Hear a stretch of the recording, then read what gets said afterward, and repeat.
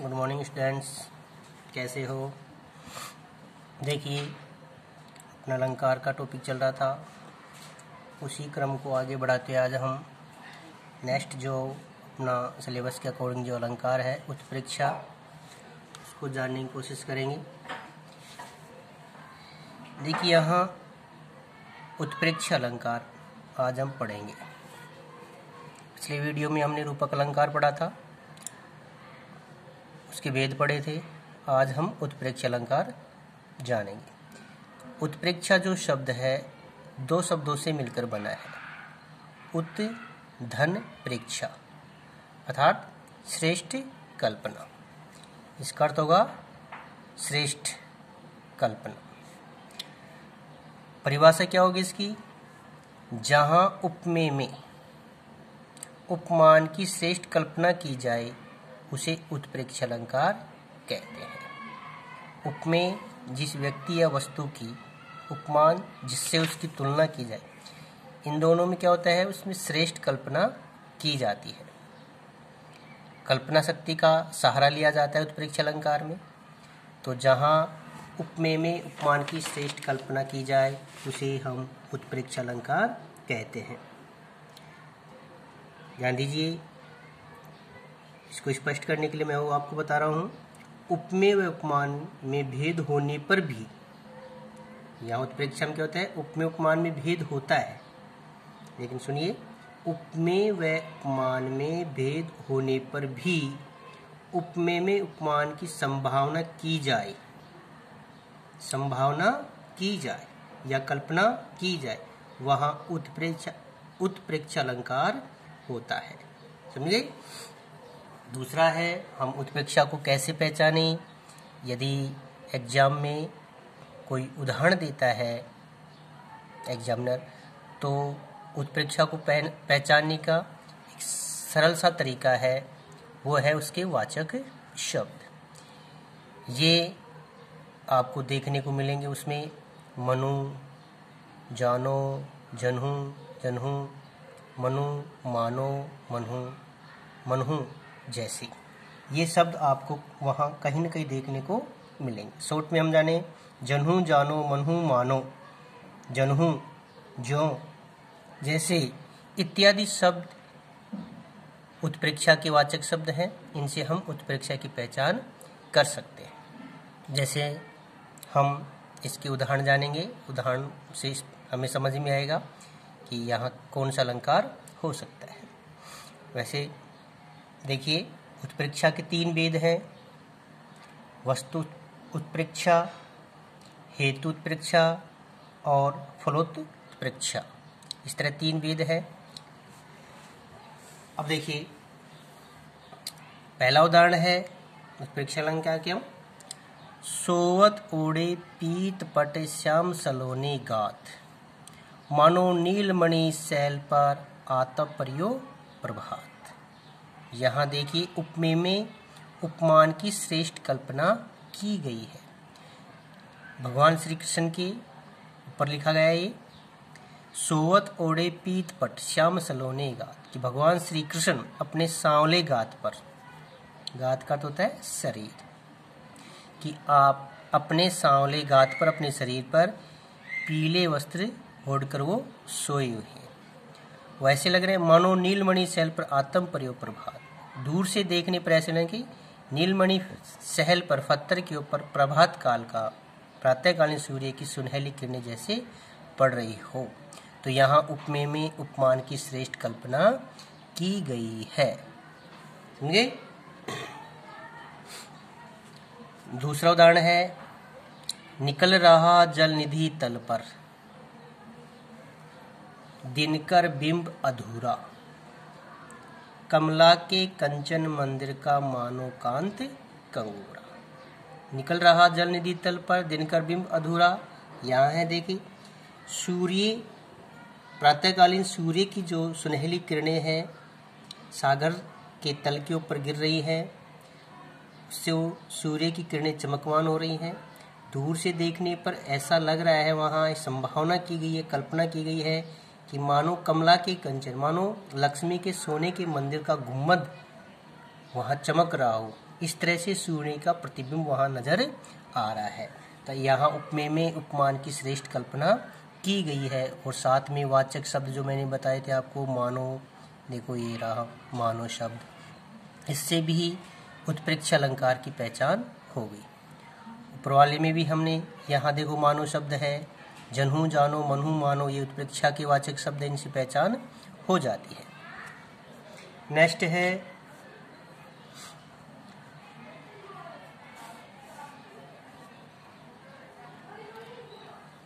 हरिमुख मानो मधुर मयंक। यहाँ पर भी उपमेय में उपमान की श्रेष्ठ कल्पना की गई है और मानो शब्द आया है। नेक्स्ट है अंबर में तारे मानो मोती अनगिनत है। अंबर में तारे, इनके आकाश में जो तारे हैं अनगिनत मोतियों की जैसे चमक रहे हैं। तो यहाँ उपमेय में उपमान की कल्पना की गई है और मानो शब्द है। नेक्स्ट है बढ़त ताड़ को पेड़। बढ़त ताड़ को पेड़, यह मनु चूमन को आकाश। मनु मानो, मैंने बताया था जनु जानो मनु मानो, इस तरह के शब्द आते हैं। बढ़त ताड़ को पेड़, यानी कि ताड़ का वृक्ष इस तरह बढ़ रहा है जैसे वो आकाश को छू रहा हो, चूमने वाला हो। हालांकि ऐसा नहीं हो रहा है, सिर्फ वहाँ क्या है, उपमेय में उपमान की कल्पना की जा रही है, कैसा लग रहा है वो चूम रहा हो। हालांकि वास्तविकता देखी जाए तो ऐसा नहीं हो रहा है। मैंने कहा था यहाँ क्या है, उपमेय में उपमान की श्रेष्ठ कल्पना की जाती है। तो जहाँ श्रेष्ठ कल्पना की जाती है वहाँ उत्प्रेक्ष अलंकार होता है। नेक्स्ट उदाहरण है नील जल में या किसी की गोर झिलमिल दे जैसे हिल रही हो। देखिए, नील जल में या किसी की गोर झिलमिल दे से, ये अपनी पाठ्यक्रम की कविता है उषा, उसमें से ली गई है। यहाँ पर भी जो सूर्य की किरणों का जो प्रतिबिंब है वो ऐसे नजर आ रहा है जैसे कोई गोरे वदन की नायिका नीले जल में उसका शरीर झिलमिला रहा हो। ऐसे ही प्रातःकालीन सूर्य किरणें जो प्रतिबिंब बना हुआ है वो ऐसा नजर आ रहा है। और यहाँ वाचक शब्द जैसे शब्द आए हैं, इससे भी हमें पहचान हो रही है कि यहाँ उत्प्रेक्षा अलंकार है। नेक्स्ट है जीने पट में झुलमिली झलकती ओप अपार, सुर तरु की मनु सिंध में लस्ती सपल्लव डार। ये बिहारी का है जो अपने सिलेबस में ही है। जीने पट में झुलमिली झलकती ओप अपार की एक नायिका की सौंदर्यता का वर्णन किया गया है। झुलमिली नामक आभूषण उसके कान का आभूषण है। पीले वस्त्रों में वो इस तरह से हिलता प्रतीत हो रहा है मानो सुर तरु की मनु सिंध में लस्ती सपल्लव डार, मानो सागर के अंदर पत्तों सहित जो डार है, डाली है, वो हिल रही हो। ऐसे ही नायिका का झुलमिली नामक आभूषण हिलता सा प्रतीत हो रहा है। मनु शब्द आ रहा है। यहाँ उपमेय में उपमान की श्रेष्ठ कल्पना की गई है, तो यहाँ उत्प्रेक्ष अलंकार ही होगा। नेक्स्ट है तुलसीदास जी की चौपाई है जागा निशाचर देखई कैसा। मनु, देखो मनु शब्द आया है यहाँ, जनु जानो मनहु मानो, इस तरह के शब्द होते हैं इसमें।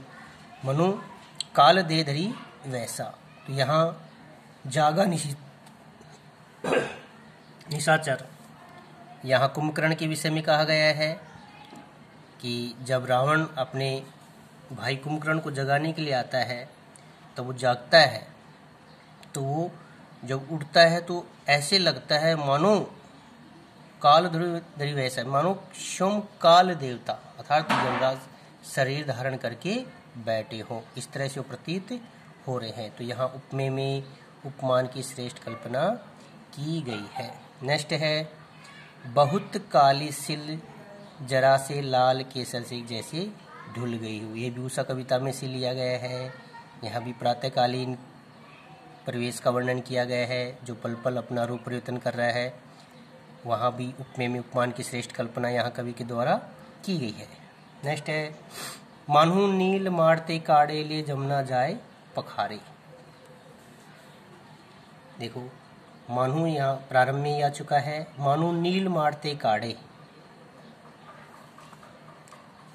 ले जमुना जाए पखारे। जब उद्धव के द्वारा गोपियों को निर्गुण ब्रह्म का उपदेश दिया जा रहा था, तब गोपियाँ प्रत्युत्तर देती हुई कहती है कि हे उद्धव, मानो आप सभी को नील से युक्त मटके में निकाल कर जमुना नदी में पखार दिया गया, धो दिया गया हो, जिससे जमुना नदी का रंग भी बदल गया है।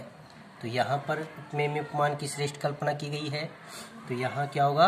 उत्प्रेक्षा अलंकार होगा। ठीक है स्टूडेंट्स, बहुत सारे उदाहरण मैंने आपको बता दिए हैं उत्प्रेक्षा अलंकार के। सबसे पहले आपको बस यही देखना है उपमेय क्या चीज़ है, उपमान क्या चीज़ है। यहाँ उपमेय और उपमान में अंतर आपको जानना होगा कि रूपक में क्या होता है, उपमालंकार में क्या होता है और उत्प्रेक्षा में क्या होता है। समझे?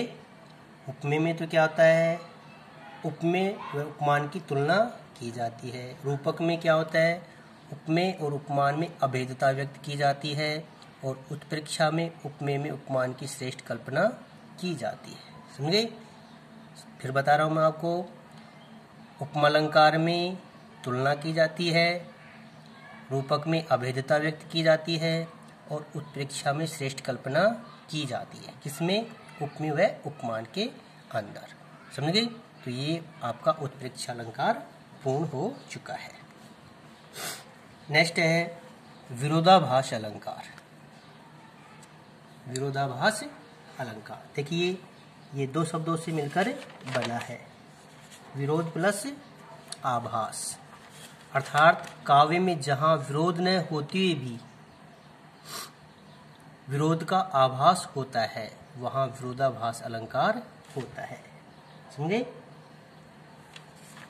ध्यान से सुनिए। जब कहीं देखने में विरोध हो पर वास्तव में विरोध न हो तो वहां विरोधाभास अलंकार होता है। लगता तो ऐसा है विरोध हो रहा है, लेकिन वहां विरोध होता सा प्रतीत नहीं होता है, तो ऐसी स्थिति में विरोधाभास अलंकार होता है। दूसरे शब्दों में हम कहें, वास्तविक विरोध न होते हुए भी जहां विरोध का आभास प्रतीत हो, विरोध का सिर्फ क्या होता है, आभास प्रतीत होता है, वहां विरोधाभास अलंकार माना जाएगा। विरोधाभास शब्द का जो अर्थ है, विरोध का आभास देने वाला। देखो, विरोध का सिर्फ क्या होता है, आभास देता है कि यहाँ विरोध हो रहा है। इसके उदाहरण देखिए, या अनुरागी चित्त की गति समझे नहीं कोई, जो जो बूढ़े श्याम रंग त्यों तो उजलू होई। देखिए कि इस प्रेम में चित्त की हृदय की गति को कोई नहीं जान सकता। जो जो बूढ़े मतलब डूबना। देखो, एक तरफ तो डूबने की बात कर रहा है और दूसरी तरफ क्या कर रहा है कि जैसे जैसे डूबता है वैसे ही ये तो उज्जवल होता हुआ जाता है, पावन एवं पवित्र होता हुआ जाता है। समझे? सिर्फ यहाँ विरोध का मात्र आभास होता है, पूर्ण तो उसका विरोध नहीं होता है। नेक्स्ट है, मैं यौवन का उन्माद लिए फिरता हूँ। यौवन मतलब युवावस्था या जवानी, उन्माद मतलब नशा। कवि हरिवंश राय बच्चन की कविता है ये। उन्मादों में अवसाद लिए फिरता हूँ। उन्मादों में अवसाद लिए, अवसाद का तो तय। देखो, एक तरफ तो कह रहा है कि मैं जवानी का जो नशा है उसको लेकर फिरता हूँ, उन्हीं उन्मादों में नशे के पलों में मैं अवसाद इनकी पीड़ा को लिए फिरता हूँ। नेक्स्ट है, मैं निज रोदन में राग लिए फिरता हूँ। कभी एक तरफ तो कह रहा है कि मैं निज रोदनम, श्योम का जो रुदन है उसमें मैं प्रेम गीतों को लेकर फिरता रहता हूँ। शीतलवाणी में आग। एक तरफ तो कभी कह रहा है कि मेरी वाणी शीतल एवं मधुर है, दूसरी तरफ कह रहा है कि उस आग को, उस वेदना को लिए मैं फिरता रहता हूँ। विरोध का आभास मात्र हो रहा है, सिर्फ पूर्णतः विरोध नहीं हो रहा है। नेक्स्ट है, शीतल ज्वाला जलती है, ईंधन होता द्रग जल का, मीठी लगे अखियन लुनाई। ये आपका विरोधाभास अलंकार हो गया है। बहुत सारे उदाहरण मैंने आपको बता दिए हैं, और भी यदि आप इसके उदाहरण देखना चाहो तो मैं आपको और बता सकता हूँ। जैसे वह जीता ही मरा, देश का प्रेम न जिसमें अरे भरा। नेक्स्ट है मैं अंधा भी देख रहा हूँ, रोती हो तुम रोती। यह विरोध का आभास मात्र है, पूर्णतः विरोध नहीं हो रहा है। नेक्स्ट है तंत्री नाद कवित्र रस, सरस राग रत्ती रंग। अन बूढ़े बूढ़े तरे, जे बूढ़े सब अंग। समझे? इस तरह से इसके और भी उदाहरण है विरोधाभास अलंकार के। 2 अलंकार आपको मैंने इस वीडियो के जरिए समझा दिए गए हैं, और इसके नोट्स भी आपको पहले ही भेज दिए गए हैं। साथ में नोट्स रखे, उदाहरण अतिरिक्त और बताए गए हैं, उनको आप ध्यान से सुनें और अपने नोटबुक में उतारें। थैंक्स, धन्यवाद।